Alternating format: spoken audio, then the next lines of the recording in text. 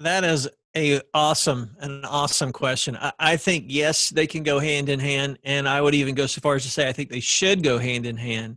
I mean, you're right. I know many of those folks we see on the top of the mountain, even in the mainstream world, actors, comedians that you would think, oh, they've got thousands of friends, and then you find out, that they didn't. At the end of their life, they didn't.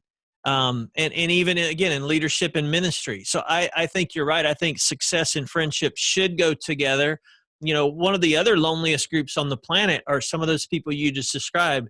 Successful, however we would define that, successful people who are in the public view, maybe even ministry leaders, pastors, especially, and ministry leaders.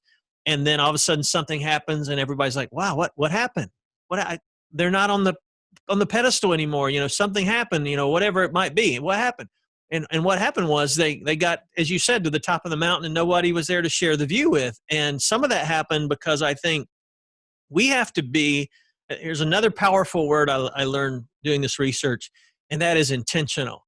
We have to be intentional, whether we're at the top of the mountain or we're on the way up, of putting people in our lives that will be healthy and help us grow. If we sit on the sidelines thinking somebody else is going to do that for us, unfortunately, they're not. They're not. We have to be adult enough to put those people into our life, because culture will do it for us if we don't, and it won't be the right people. The world will put those people in our life, and they may not be the right people.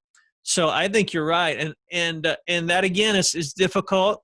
In 50 years of being on the planet, I've got about 4 or 5 that I trust enough to be in my life and ask me any question, like we were talking about earlier, hold me accountable, because I know they love me, and they want to be at the top of that mountain with me when we all get to have that view together. So put forth the effort to put those people in your life. And you may be listening going, that sounds really good, but I don't know any of those people. Ask God to send those people into your life, and I promise you he will. Mm. And ask God if you can be that person in somebody else's life. And it'll be interesting, I think, to see what God does when you say that. God, let me be one of those people for somebody else.